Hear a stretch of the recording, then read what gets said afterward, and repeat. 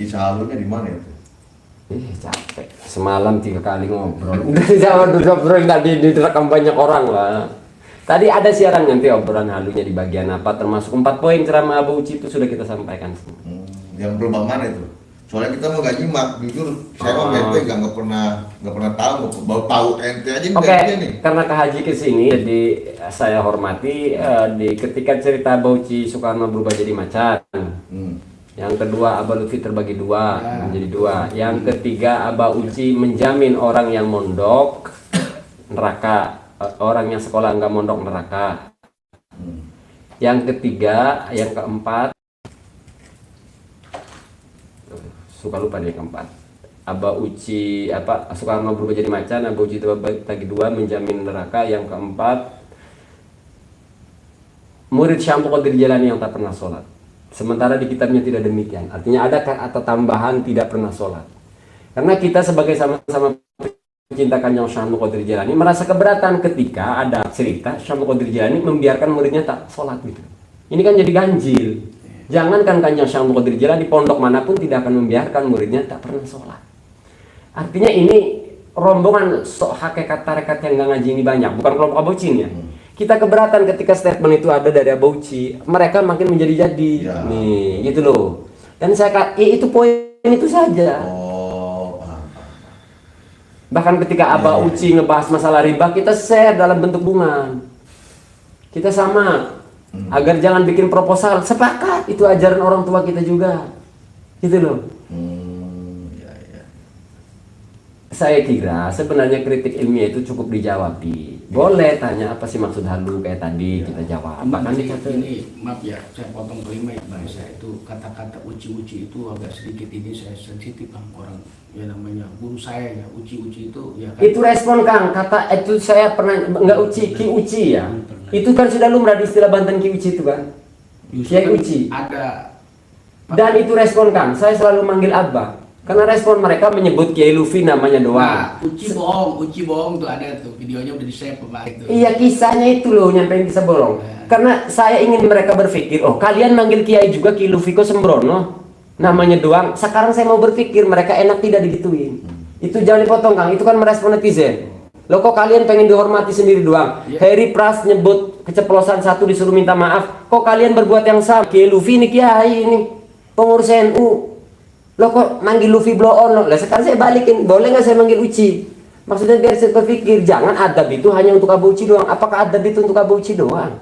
Gitu loh. Itu dalam konteks merespon spontan. Gitu. Sekarang gini kalau bicara itu Kang, yang saya pakai buat live ini, banyak ancaman kok di sini. Tapi kita tidak pernah mengemis orang tuh jaga adab, orang nggak beradab kita. Paham, bahasa ente tahu, ngerti. Cuma tinggal ini aja nih sama ente nih. Ane mau udah ngerti dah ente apa yang ente utarain bahasa itu, ane udah paham nih. Jadi baru ngerti. Paham, maksudnya paham. Makanya ketika saya dituduh menyesatkan Abu Uci, cari video saya yang menyesatkan Abu Uci. Saya menyesatkan orang di medsos itu cuma sekali. Saiful Karim.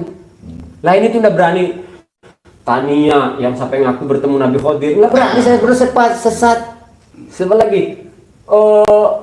Ujang Bustomi, bahkan Samsudin nggak berani saya ngeluarin kata sesat. Saya nggak berat sembarangan ngeluarin kata sesat.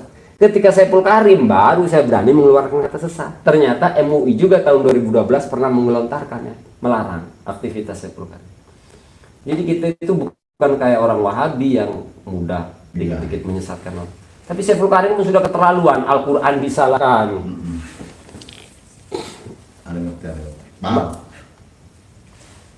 Ya kalau ngebahas menyimak video saya random ya bisa kelabakan memang. Tapi selama ini ane nggak pernah ikutin ente, ane baru tahu nama ente pas silaturahim ke ini. Ane baru nyampe ente itu mujarah, mampirlah ke tempat ceker ngopi. Ane bawa kopi dari rumah nih. Ane kan orang Karangtengah, ya kan dari Karangtengah ane ke rumah ente, ke rumah dia nih. Ini mohon maaf ini air pun nggak ada karena jam segini ya. Ane datang mujarah, ane ingetin Pak main ke rumah Haji Ceker, ayo berarti lu belum ya? Gua bawa kopi dari rumah itu. Nah pas ngobrol baru nyampe duduk, saya Haji ngomong bla bla bla, waduh yang bener Ci. begitu. Aneh mah nggak mau, nggak ada, gua pernah nyimak TikTok juga mah nggak punya, ya kan? Apa nggak punya?